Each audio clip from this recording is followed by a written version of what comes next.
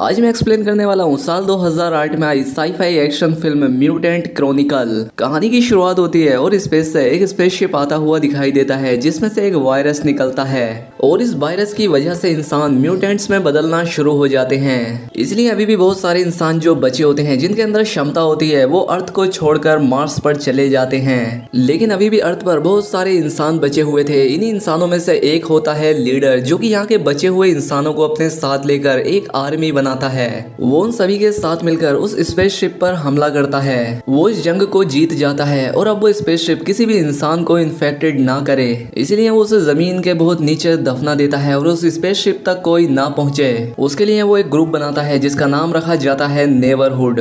अब 10,000 साल बीत जाते हैं और वक्त आता है 2707 का, जहाँ पर अब अर्थ के रिसोर्सेस खत्म हो रहे हैं। अब अर्थ 4 भागों में बढ़ चुकी है, जिसमें एक होता है कैपिटोल और दूसरा होता है बाउहास। ये दोनों ग्रुप बहुत ही ताकतवर हैं और अपनी जरूरतों अपनी रिसोर्सेस को पूरा करने के लिए हमेशा आपस में लड़ते रहते हैं। और जब इन दोनों ग्रुप्स के बीच लड़ाई हो रही होती है तो गलती से कैपिटोल उसी जगह पर हमला कर देती है जहां पर आज से 10,000 साल पहले उस स्पेसशिप को दफनाया गया था। और अब क्योंकि फिर से उसी जगह पर हमला हुआ है तो इसीलिए उस स्पेसशिप के अंदर जितने भी वो म्यूटेंट्स थे वो अब आजाद हो जाते हैं। वो बाहर निकलकर अब इन दोनों की आर्मी पर हमला करने लगते हैं। वो बहुत ही ज्यादा खतरनाक होते हैं क्योंकि इनके हाथ अपने आप में ही तलवार हैं। कैपिटोल के कमांडर को लगता है कि ये म्यूटेंट्स बहुआस ग्रुप के हैं और बहुआस को लगता है कि ये म्यूटेंट्स कैपिटोल के हैं, इसलिए ये दोनों आपस में लड़ने लगते हैं। लेकिन तभी वहां पर बहुत सारे म्यूटेंट्स आकर इन दोनों की आर्मी के बहुत सारे लोगों को मार देते हैं। ये देखकर इन्हें समझ आ जाता है कि ये किसी के ग्रुप से नहीं है और अब इसलिए ये दोनों ग्रुप एक साथ मिलकर उन पर हमला कर देते हैं। वहीं हमें नेबरहुड ग्रुप के सैम्यूल को दिखाया जाता है जो कि अब नेबरहुड ग्रुप का लीडर है और इस लीडर ने इस ग्रुप को आज से 10,000 साल पहले बनाया था। उसके पास एक बच्ची आती है और उसे एक लेटर देती है जिससे उसे पता लगता है कि जमीन के अंदर जो स्पेसशिप था वो अब बाहर निकल आया है, जिसके अंदर वो म्यूटेंट्स भी थे वो अब आजाद हो चुके हैं। इसके बाद वो एक कमरे में जाता है जिस कमरे के अंदर वो किताब होती है जो कि आज से 10,000 साल पहले खुद लीडर ने लिखी थी। इस किताब का नाम होता है क्रॉनिकल ऑफ म्यूटेंट।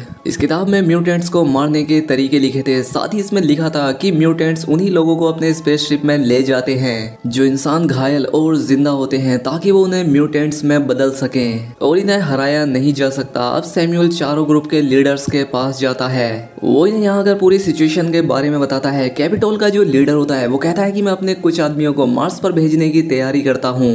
सैम्यूल कहता है कि हम सारे के सारे इंसानों को बचा नहीं पाएंगे और आज ये सारे के सारे म्यूटेंट्स अगर अर्थ पर इंसानों को मार रहे हैं तो जल्द ही मार्स पर भी पहुंच जाएंगे और वहां पर भी इसी तरह से तबाही मचाएंगे, इसलिए हमें इन्हें यहीं पर खत्म करना होगा और इसके लिए मुझे कुछ लोगों की ज़रूरत है। ये मिशन बहुत खतरनाक होने वाला है और अब कुछ लोगों को चुना जाता है जो कि सैम्यूल का साथ देंगे। कैपिटोल का जो लीडर होता है वो सैम्यूल को अपने साथ ले जाता है और कहता है कि ये मिशन बहुत ही खतरनाक होने वाला है, इसीलिए इस मिशन में जो लोग तुम्हारा साथ देंगे उनके परिवार को सेफ रखने के लिए मार्स पर भेज दिया जाएगा। ये बात सैम्यूल को भी अच्छी लगती है और जब सैम्यूल यहाँ से चला जाता है तो कुछ म्यूटेंट्स यहाँ पर हमला कर देते हैं जो कि कैपिटोल के लीडर को मार देते हैं। वहीं दूसरी तरफ हमें सार्जेंट हंटर को दिखाया जाता है जो कि कैपिटोल आर्मी के कमांडर के घर जाता है और उसकी वाइफ से कहता है कि कमांडर इस दुनिया में नहीं रहा, उसने अपने साथियों की जान बचाने के लिए खुद की जान को सैक्रिफाइस कर दिया।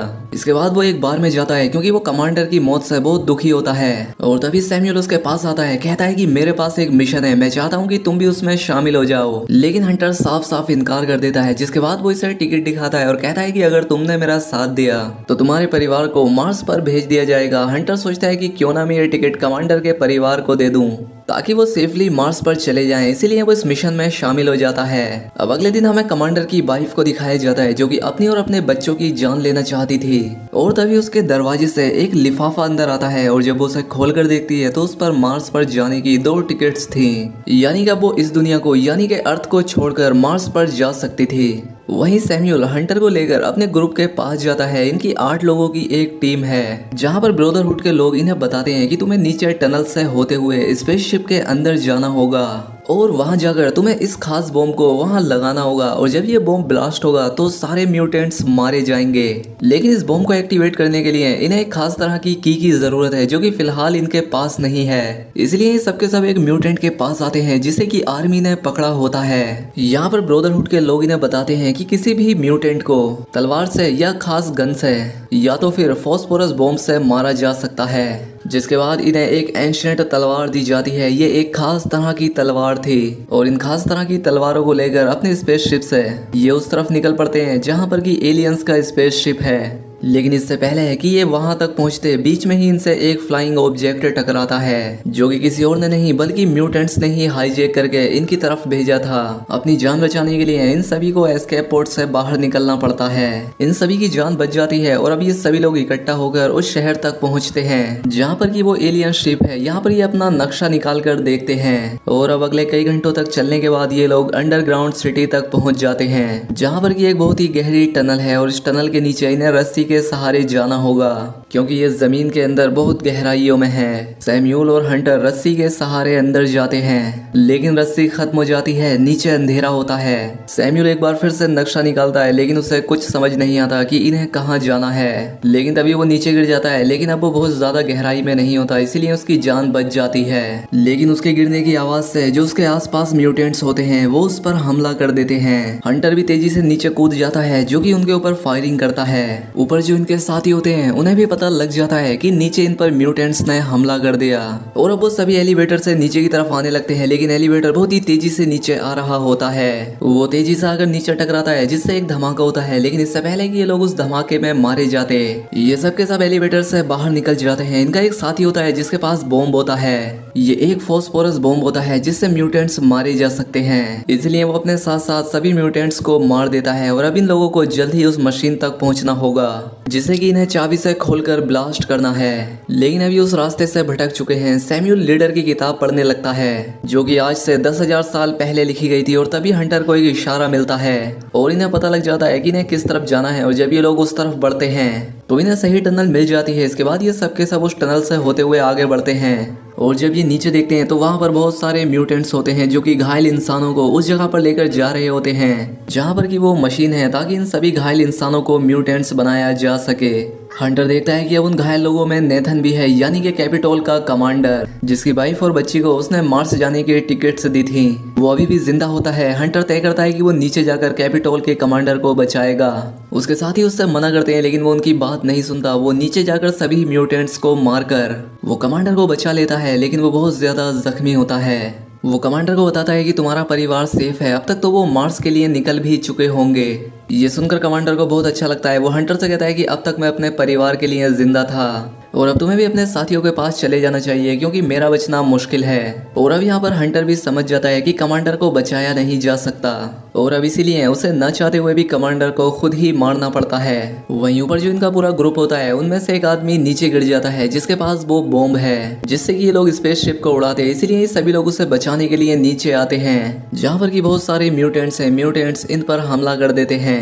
इस हमले में सैम्यूल की जान चली जाती है। अब म्यूटेंट्स इन सभी को पकड़ लेते हैं। वो इनकी एक साथी जिसका नाम सैब्रियन है उसे छोड़कर इन सभी साथियों को उस मशीन की तरफ ले जाने लगते हैं ताकि इन सबको म्यूटेंट्स बना दिया जाए। वहीं हंटर उस जगह पर पहुंच जाता है जहां पर की सैब्रियन होती है। सैब्रियन हंटर को सब कुछ बता देती है। हंटर के पास किताब के कुछ फटे हुए पन्ने होते हैं। वो उन्हें सैब्रियन को देकर कहता है कि इन्हें मुझे पढ़कर समझाओ लेकिन सैब्रियन उन पन्नों को पढ़ नहीं पाती। वहीं दूसरी तरफ हमें म्यूटेंट्स को दिखाया जाता है जो कि इंसानों को उस मशीन की एक घूमती हुई बेल्ट पर फेंकते हैं और जब उसका एक चक्कर पूरा हो जाता है तो इंसान म्यूटेंट्स बन जाते हैं। यहाँ पर अब हंटर और सैब्रियन भी पहुंच जाते हैं। हंटर अब एक रस्सी के सहारे सैब्री और एक दूसरी लड़की को उस मशीन के सेंटर में भेजता है। लेकिन अब यहाँ पर खतरा और भी बढ़ चुका होता है क्योंकि म्यूटेंट्स अंदर आ रहे होते हैं। साथ ही ब्लास्ट की वजह से सभी रास्ते बंद हो चुके हैं। इसलिए इनका एक साथी खुद की जान देकर बहुत सारे म्यूटेंट्स को मार देता है और इस धमाके की वजह से हंटर मशीन के ऊपर गिर जाता है। और इससे पहले कि वो मशीन के ऊपर से उठता मशीन के अंदर से रस्सियां निकलती हैं और उसे जकड़ लेती हैं। साथ ही इस मशीन में बहुत रेडिएशन होता है जिससे हंटर को बहुत दर्द होता है। तभी मशीन के अंदर से एक हाथ निकलता है और हंटर को स्कैन करना शुरू कर देता है। लेकिन इससे पहले कि हंटर को पूरी तरह से म्यूटेंट में बदला जाता हंटर खुद को आजाद कर लेता है और उस जगह पर पहुंच जाता है जहाँ पर सैब्री और उसकी साथी हैं यानी कि मशीन के सेंटर में। अब इस वक्त हंटर आधा इंसान और आधा म्यूटेंट बन चुका है, लेकिन अच्छी बात यह होती है कि उसका अभी भी अपने इंसानी दिमाग पर पूरा कंट्रोल होता है। और तभी वो मशीन के सेंटर पर बॉम्ब लगाता है, लेकिन तभी यहाँ पर एक म्यूटेंट आता है जो कि इन्हीं का साथी है, जिसका नाम सैम्यूल है, जो कि सैब्रिक के ऊपर हमला करना चाहता है। लेकिन सैब्रिक फैसला करती है कि वो सैम्यूल के ऊपर हमला नहीं करेगी। वो पूरी तरह से म्यूटेंट बन चुका था, इसीलिए वो सैब्रिक को मार देता है, जिससे सैब्रिन की तलवार नीचे गिर जाती है। यहाँ चारों तरफ इंसानों और म्यूटेंट्स के बीच लड़ाई हो रही होती है। और तभी हंटर उस तलवार के पास गिरता है जो कि सैब्रिन के हाथ से गिरी थी। और जब हंटर उस तलवार को गौर से देखता है तो उसे समझ आ जाता है कि जिस चाबी की इन्हें तलाश थी वो चाबी एक तलवार है। वो उस तलवार को उठाकर सैम्यूल के आर पार कर देता है, साथ ही तलवार को मशीन के सेंटर में डालकर बॉम्ब को एक्टिवेट कर देता है। और जैसे ही वो एक्टिवेट होता है मशीन एक स्पेसशिप में बदल जाती है और धरती से टेक ऑफ करने लगती है। जैसे जैसे वो मशीन यानी कि स्पेसशिप धरती से ऊपर जाता है, जितने भी म्यूटेंट इंसान होते हैं वो दोबारा से इंसान बनने लगते हैं। सैम्यूल जो कि पूरी तरह से म्यूटेंट बन चुका था वो भी अपने इंसानी रूप में आने लगा था। वो हंटर से माफी मांगता है और अब हंटर भी पानी में कूदकर अपनी जान बचा लेता है। और स्पेसशिप के जाने के बाद अर्थ पर भी जितने लोग म्यूटेंट थे वो इंसान बनने लगते हैं। इसी के साथ इस फिल्म की ये कहानी यहाँ पर खत्म हो जाती है। दोस्तों अगर वीडियो अच्छी लगी हो तो वीडियो को लाइक और शेयर करें, और चैनल पर पहली बार आए हैं तो चैनल को सब्सक्राइब भी कर लें। मिलते हैं हमारी अगली वीडियो में।